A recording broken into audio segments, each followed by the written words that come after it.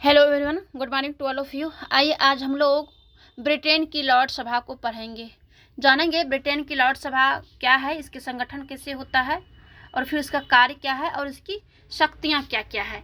और इसका जो क्वेश्चन आता है कि लॉर्ड सभा की रचना, कार्य और शक्तियाँ का वर्णन करें, या फिर लॉर्ड सभा के संगठन, कार्यों और शक्तियों का वर्णन करते हुए इसकी दुर्बलता जो है, जो इसे एक दुर्बल सदन कहा जाता है, तो ये क्यों कहा जाता है, या फिर ब्रिटेन की लॉर्ड सभा विश्व का सबसे कमजोर द्वितीय सदन कहा जाता है, कैसे, और इसकी आलोचनात्मक विवेचना करना यानी इसकी आलोचना करना है।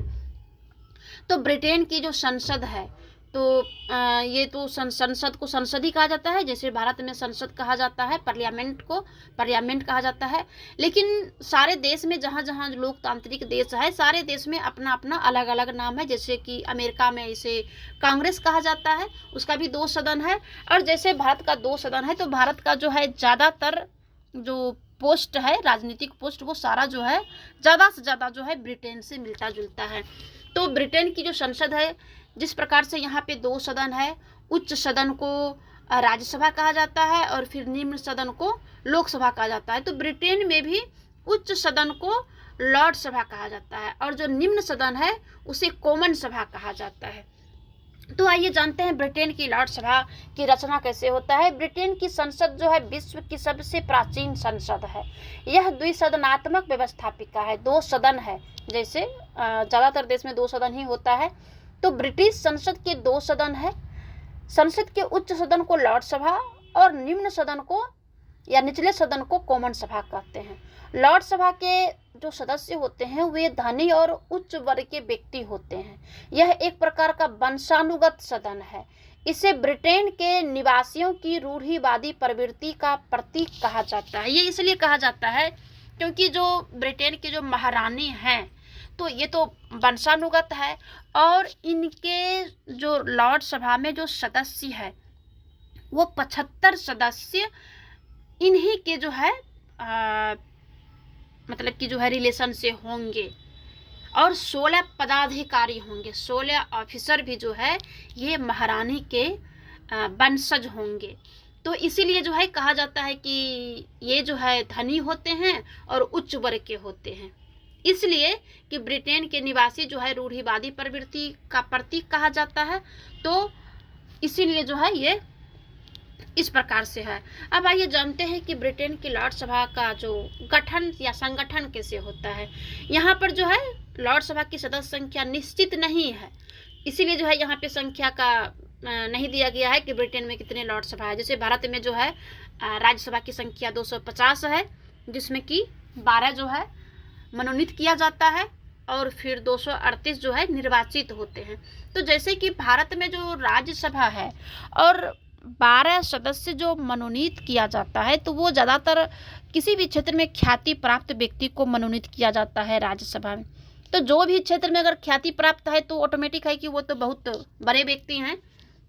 उसी प्रकार इसमें जो है कहा जाता है कि इसमें धनी व्यक्ति होते हैं। तो कुछ जो है मिलता जुलता है। और ये ब्रिटेन के लॉर्ड सभा को समझने के लिए, इसके कॉन्सेप्ट को ज़्यादा से ज़्यादा जो है समझने के लिए और फिर याद रखने के लिए आपको सबसे पहले भारत के राज्यसभा को जानना ज़रूरी है। तो भारत के राज्यसभा के बारे में आप इस वीडियो में देख सकते हैं चैनल पर जा कर के।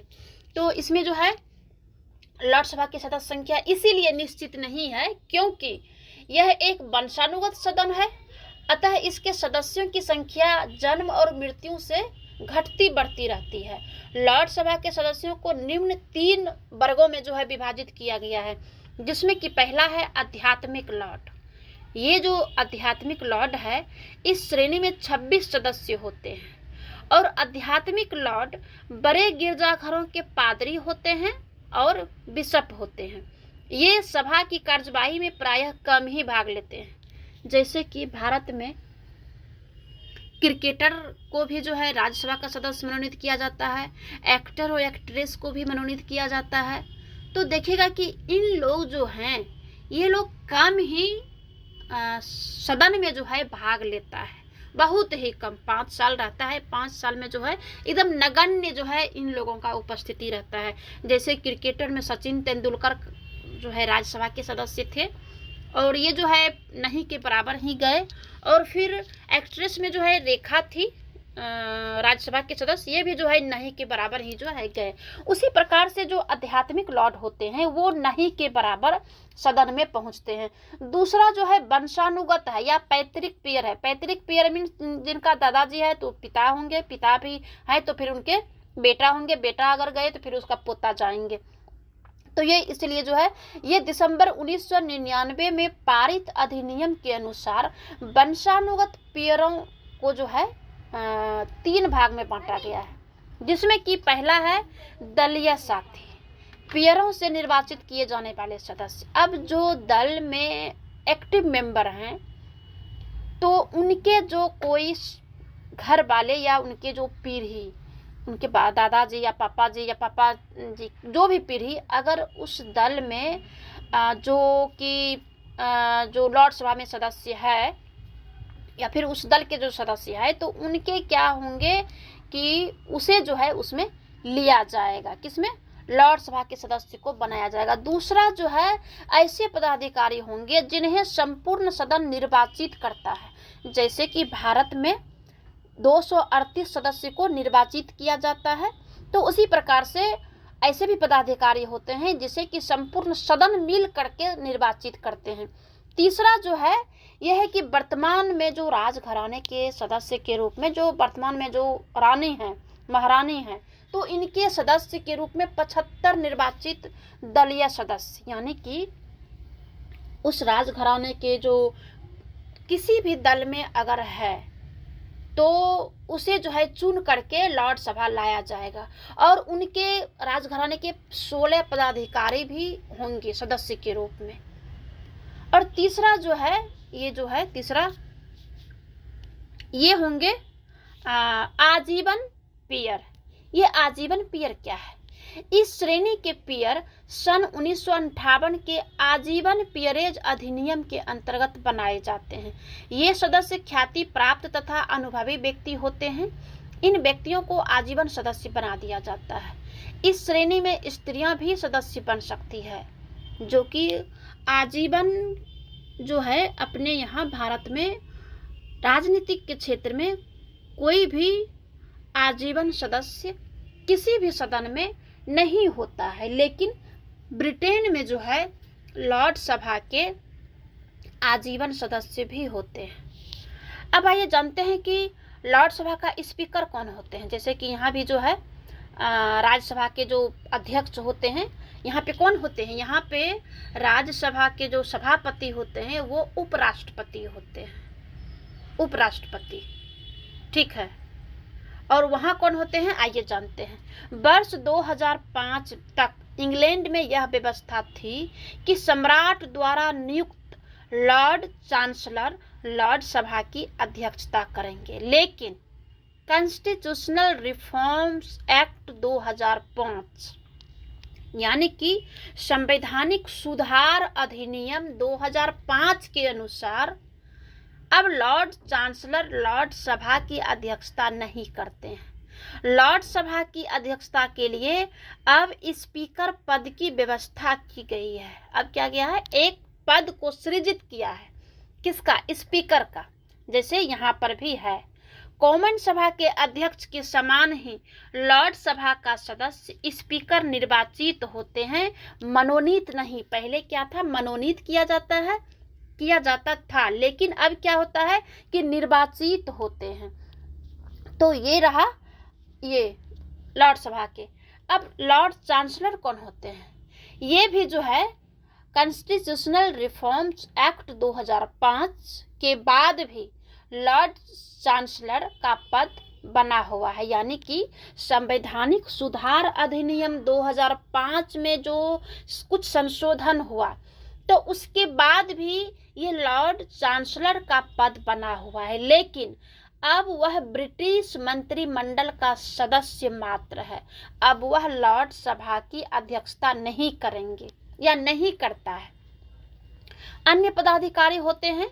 स्पीकर के अतिरिक्त लॉर्ड सभा में कुछ अन्य पदाधिकारी भी होते हैं, जैसे रिकॉर्ड दिखाने वाले clerk, gentleman, usher of the black rod, sergeant at arms इत्यादि ये पद है कहाँ पे, लॉर्ड सभा में, जिसमें कि कुछ पदाधिकारी महारानी के राजघराने से यानी महारानी के वंश के हैं, यानी कि उनके जितने भी परिवार हुए हैं तो उनके परिवार से 16 पदाधिकारी लॉर्ड सभा में होंगे, जिसका कि ये सब पद का नाम है।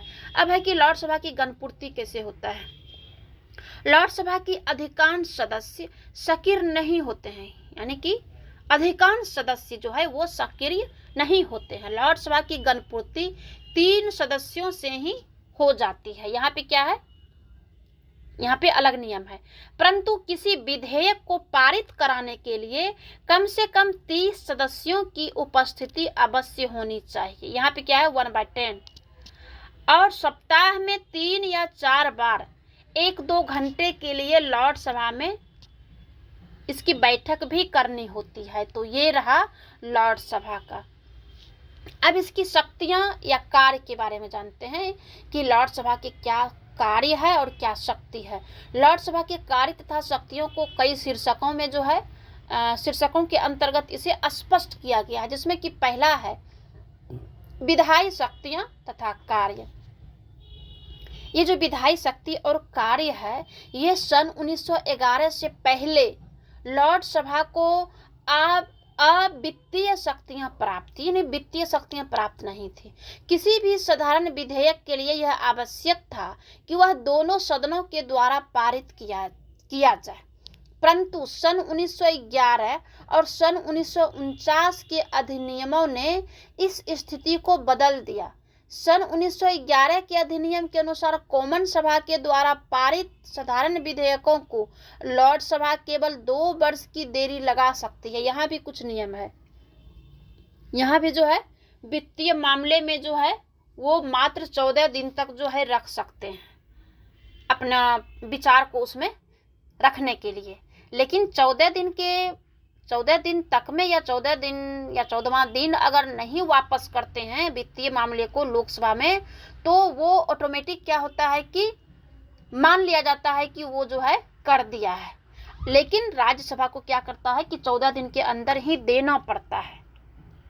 यहाँ पे क्या है कि लॉर्ड सभा को केवल 2 वर्ष की देरी लगा सकता है, यानी कि बहुत लंबा टाइम है। सन 1949 की अधिनियम के द्वारा यह अवधि 1 वर्ष कर दी गई है। फिर क्या किया, 1911 में लॉर्ड सभा को साधारण विधेयक को जो है 2 वर्ष किया गया था, और फिर 1949 में 1 वर्ष कर दिया गया। 1 वर्ष की अवधि के पश्चात लॉर्ड सभा द्वारा अस्वीकृत विधेयक पारित माना जाता है, जैसे कि यहाँ भी है। यहाँ 14 दिन के बाद जो है अस्वीकृत अगर करता है तो वो अपने आप जो है मान लिया जाता है। दूसरा है परामर्श संबंधी कार्य। 18वीं शताब्दी से पूर्व लॉर्ड सभा राजा को परामर्श देने का कार्य करती थी, परंतु अब राजा कैबिनेट के परामर्श के अनुसार कार्य करता है। ये तो हम लोग जानते ही हैं, आप लोग भी जानते हैं कि पहले रानी के पास में, महारानी के पास में बहुत शक्ति था, लेकिन अब नाम मात्र की है, यानी नहीं के बराबर है। जब कॉमन सभा का विघटन हो जाता है तब और कैबिनेट जो है अपना त्यागपत्र दे देती है तो राजा को परामर्श की आवश्यकता होती है। यदि ऐसी स्थिति आ जाती है तो राजा जो है लॉर्ड सभा से परामर्श ले सकता है। यही स्थिति भारत में भी है। अब है कि वित्तीय कार्य और शक्तियां। क्या है वित्तीय कार्य और इसको कितना शक्ति प्राप्त है। धन विधेयक पहले कॉमन सभा में ही प्रस्तुत किए जाते हैं, सेम यहाँ भी है। कॉमन सभा से पारित हो जाने के पश्चात उसको लॉर्ड सभा में प्रस्तुत किया जाता है। इस प्रकार वित्तीय क्षेत्र में लॉर्ड सभा की शक्तियां नहीं के समान है। लॉर्ड सभा में न तो धन विधेयक प्रस्तुत किया जा सकता है और न उसमें संशोधन किया जा सकता है। 1 माह की अवधि समाप्त हो जाने पर विधेयक कानून बन जाता है। 1 माह से अधिक देरी करने पर विधेयक को राजा की स्वीकृति के लिए भेज दिया जाता है। स्पष्ट है कि लॉर्ड सभा को धन विधेयक को 1 महीने तक रोकने का अधिकार है। ये जो है वित्तीय मामले में यहाँ पे 1 महीने का अधिकार है और अपने यहाँ 14 दिन का अधिकार है, ठीक है। और जो अदर मामले है वित्तीय मामले को छोड़ करके वहाँ पहले क्या था, 2 साल था, और अब 1949 के बाद जो है 1949 में जो संशोधन किया गया, रिफॉर्म्स जो है लाया 1949 में, तो क्या कर दिया गया, इसे 1 वर्ष कर दिया गया है। अब कार्यपालिका संबंधी शक्तियां हैं। लोकसभा मंत्रिमंडल को भंग नहीं कर सकती है। मंत्रिमंडल को केवल कॉमन सभा ही अपदस्थ कर सकती है। मंत्रिमंडल कॉमन सभा के प्रति उत्तरदायी होता है, परंतु लोकसभा के सदस्यों को मंत्रियों में प्रश्न पूछने का अधिकार है। लोकसभा वाद विवाद के द्वारा भी मंत्रिमंडल को प्रभावित कर सकता है, क्योंकि ये सेम प्रोसेस है, भारत की तरह है। 5वां जो है न्यायिक कार्य एवं शक्तियां। न्याय के मामले में कुछ इन्हें शक्तियां मिली हुई है। ये शक्तियां कॉमन सभा को प्राप्त नहीं है। लोकसभा सर्वोच्च अपीलीय न्यायालय है, परंतु समस्त लॉर्ड यह कार्य नहीं कर सकते। यह कार्य केवल 9 न्यायिक लॉर्ड द्वारा किया जाता है। जब लोकसभा सर्वोच्च न्यायालय की तरह कार्य करती है तो इसका अध्यक्ष चांसलर हो जाते हैं। ये जो रहा लोकसभा की कार्य एवं शक्तियां। अब जानते हैं कि लोकसभा की उपयोगिता क्या है, इसकी क्या यूजेज है। ब्रिटिश शासन व्यवस्था में लोकसभा की उपयोगिता को निम्न शीर्षकों के आधार पर जो है हम समझ सकते हैं, जिसमें कि पहला है कॉमन सभा की निरंकुशता पर नियंत्रण। क्या है?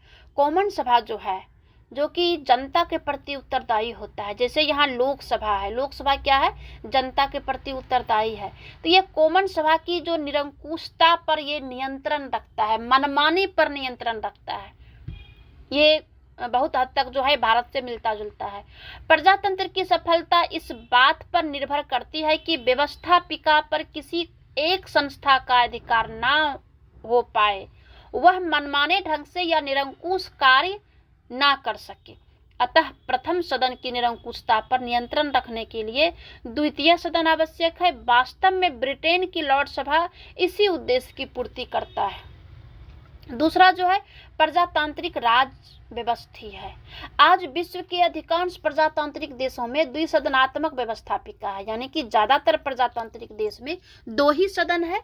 यही कारण है कि ब्रिटेन में लोकसभा को बनाए रखने की आवश्यकता अनुभव की जाती है। तीसरा जो है विधेयक पर पुनर्विचार। जो कोई विधेयक है उस पर पुनर्विचार का अधिकार लोकसभा के पास है। लोकसभा कॉमन सभा के द्वारा पारित विधेयकों पर पुनर्विचार करती है। ऐसा किए जाने के पीछे कारण यह है कि कॉमन सभा के पास काम अधिक रहता है और समय कम रहता है, और लोकसभा की इस उपयोगिता पर प्रकाश डालते हुए लॉर्ड जो है सेली सबरी का कथन है कि आज तक जब भी कोई विधेयक पिछले 3 वर्षों में इस सदन में विचारार्थ आया है तो हमने सदैव ही उसको सुधारा है और उस पर पुनर्विचार जो है किया है। चौथा जो है उच्च स्तरीय विवाद है या वाद विवाद है।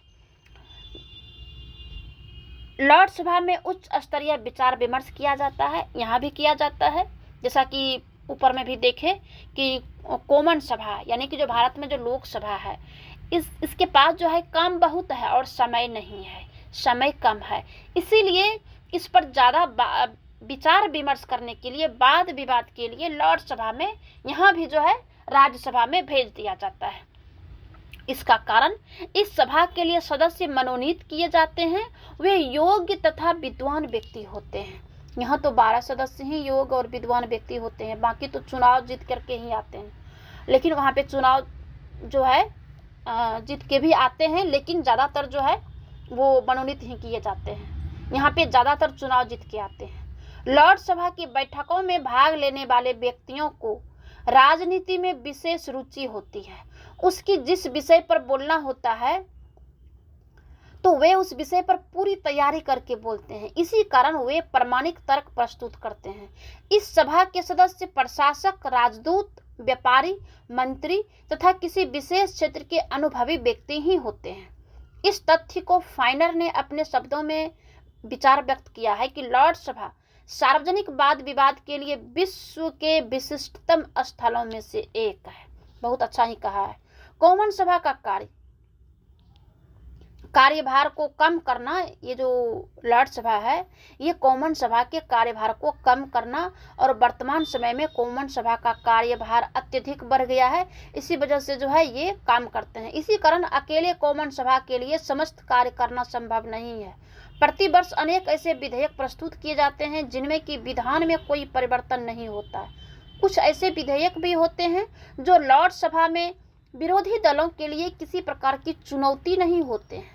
लॉर्ड सभा में ऐसे विधेयकों को आसानी से पारित किया जा सकता है। स्पष्ट है कि लॉर्ड सभा के कारण कॉमन सभा का बहुमूल्य समय बच जाता है। छठा जो है व्यापक प्रतिनिधित्व। लॉर्ड सभा में जिन सदस्यों का चयन किया जाता है वे ख्याति प्राप्त राजनीतिज्ञ, व्यापारी, वकील, न्यायवेत्ता, समाज सेवी तथा धर्माधिकारी होते हैं, जैसे यहाँ भी होता है। ऐसे व्यक्ति अपनी सेवाओं से देश को विशेष लाभ पहुंचाते हैं। यही कारण है कि लॉर्ड सभा को योग्यता का भंडार कहा जाता है। जनमत को प्रभावित करना। लॉर्ड सभा गंभीर विषयों पर निष्पक्ष होकर विचार करती है। इसके फलस्वरूप जनमत क्या होता है? प्रभावित होता है। एप्रे मैथ्यूज का कहना है कि लॉर्ड सभा जनमत को निर्धारित करने में महत्वपूर्ण प्रभाव रखता है। आठवां है ब्रिटिश परंपराओं के अनुकूल, क्योंकि वहां तो परंपरागत सारे काम होता है। लॉर्ड सभा ब्रिटिश रूढ़िवादी प्रवृत्ति की परिचायक है। ब्रिटिश जनता परंपरागत संस्थाओं के प्रति आस्था रखती है। इसी कारण वहां की जनता लॉर्ड सभा को बनाए रखने में सक्षम है और ये बनाए रखने के पक्ष में ही हमेशा काम करते हैं।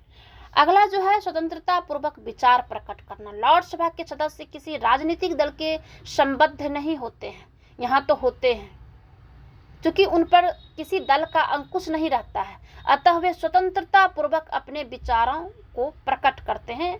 ऐसा यहाँ भी होना चाहिए, लेकिन ऐसा नहीं है, क्योंकि यहाँ 238 सदस्य किसी न किसी दल से जीत करके ही आते हैं। मात्र 12 सदस्य जो मनोनीत करके आते हैं वो तो कभी कुछ बोलते ही नहीं है। आगे है विधेयक पास कराने में विलंब करना। लॉर्ड सभा विलंबकारी सदन के रूप में विख्यात है। राजनीतिज्ञों का यह विश्वास है कि द्वितीय सदन को यह अधिकार होना चाहिए कि वह किसी विधेयक के पारित होने में विलंब कर सके, लेकिन ऐसा नहीं है। ऐसा इसलिए कि कोई सदन जल्दबाजी में कोई विधेयक पास ना करे। ऐसा जो है भारत में इस नियम का सख्त जरूरत है, लेकिन भारत में ऐसा है नहीं।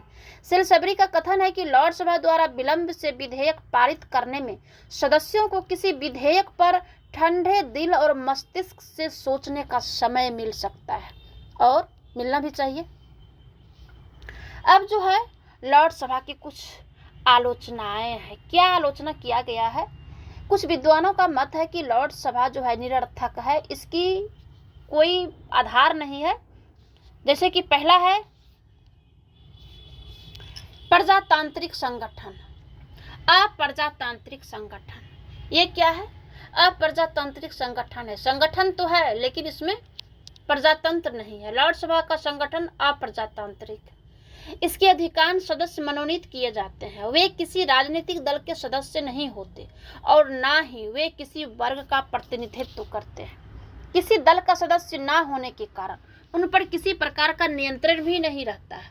लॉर्ड सभा को इस कारण भी अप्रजातांत्रिक कहते हैं क्योंकि इसमें समाज के सभी वर्गों का प्रतिनिधित्व नहीं होता है।